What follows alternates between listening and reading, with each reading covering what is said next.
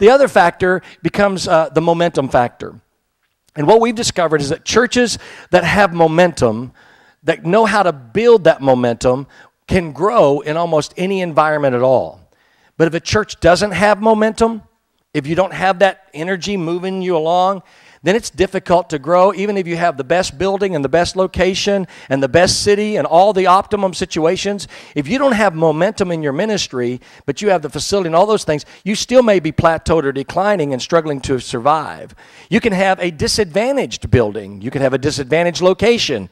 You may not have the best location, the best building, the best parking, but if you've got momentum inside that ministry, people will find their way to you because they're not coming for the building now, they're not coming for the parking, they're coming for the ministry that you have created inside of that ministry. There's been books written about different subjects, and they talk about it. The old terminology of the church was build it and they will come. And we certainly believe that a lot of ministries need to update and contemporize and make their facilities more relevant and effective. But the reality is the it factor that they're talking about is not so much the building as it is momentum. If you build it, if you build ministry and build momentum, they will come. So we focus a lot in positioning your church on helping churches figure out how to develop that momentum, how to get that energy working in a positive way for their ministry.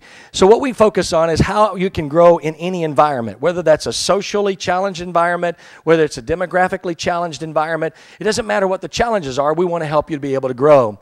Let me just break out of that for just a minute and just give you a little bit of the background on myself. Most of you know these stories, but for those that aren't as familiar, let me kind of give you my background. I actually began in a church that was about 75 years old, had about 35 people in it. It was, when the church originally started in that community, it was a white middle-class community. But over the 75 years, the area had so significantly changed that it was very diverse ethnically and socially and very challenged community. So much so that the police department had renamed the area around the church Hell's 40 Acres. And I tell people my name wasn't David Wilkerson, and I didn't wear white patent leather shoes, and it wasn't New York City, but it was my cross on the switchblade story.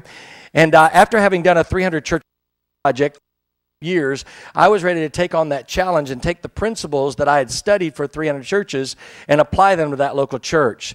And 3.5 years later, that church had grown from 35 to over 400 people in attendance using principles that we talk about and teach and coach in positioning your church. It was in 1984, December of 1984, that Robin and I felt called to do church planning, and we started Cornerstone Church at that particular time.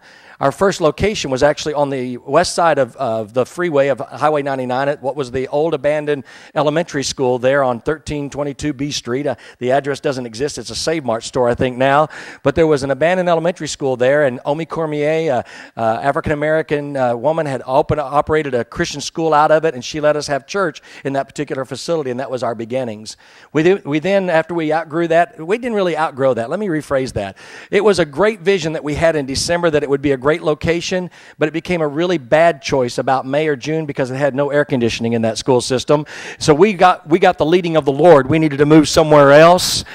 And we moved out by the airport at the Christian college there off of Winery and began to meet in a chapel that they had there.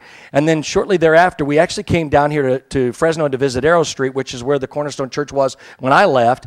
And there was another church there, meeting there, an Assemblies of God church, and we were an Assemblies of God church. And they were called Full Gospel or City Center Assembly of God at the time. And they let us worship in their gymnasium.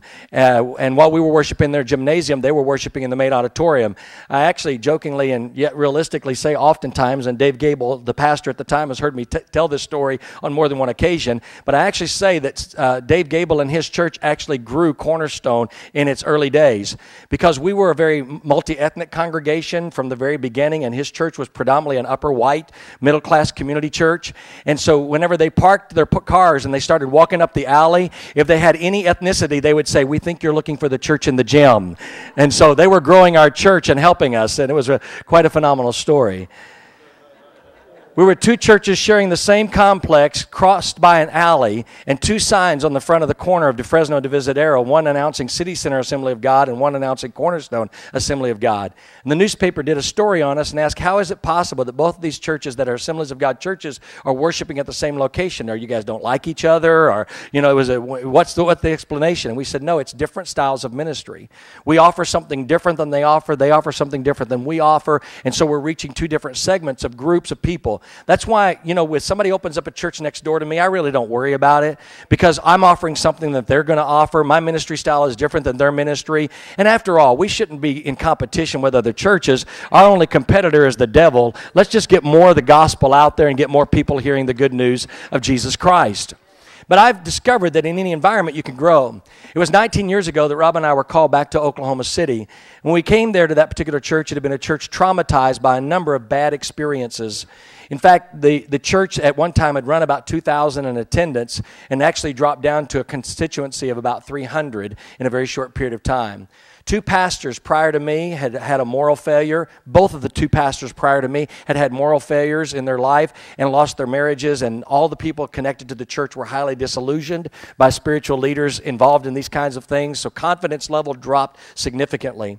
There was a Christian school on the campus that had 400 students in it, and about 2 weeks before the fall semester, under the pastor just prior to me, they looked at the budget and said, we can't afford to underwrite the school anymore, so we need to close the school. The timing was bad. It was 2 weeks before the school opened.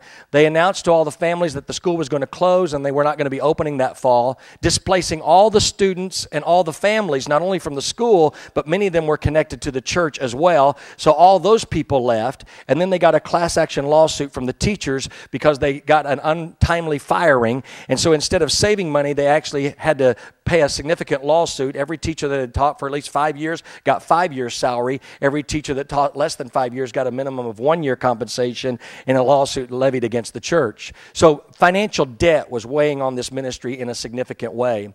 There was a third element that was really hanging over the church as well. There was a well-known evangelist that had come through that particular church and had a healing ministry and was praying for people. He prayed for a particular lady, and when he did, she fell to the ground. In our culture, in the Pentecostal ranks, we believe she was being touched by the Lord or blessed by the Lord.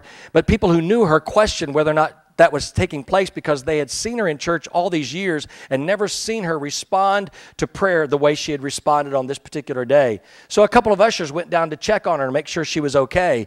And as they approached her, the evangelist rebuked them and said, leave that woman alone. She's being blessed by the Lord. Keeping in mind that this was being broadcast live throughout the Oklahoma City area for everybody to see because they were trying to have a very impacting crusade in the city.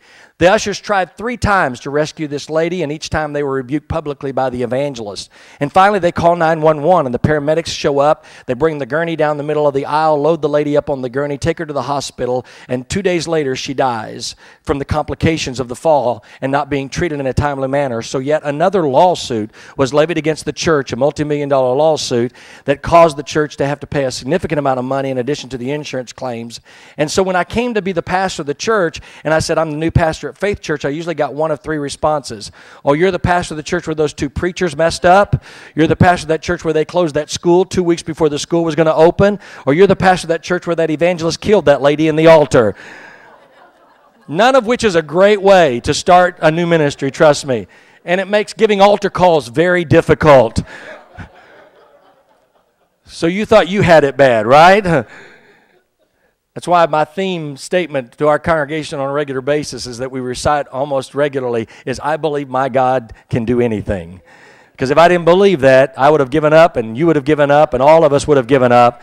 But we believe God is able to overcome any circumstance. And that's what we teach. That's what we help people understand, that there is a way to overcome every setback, every challenge that you have in your ministry.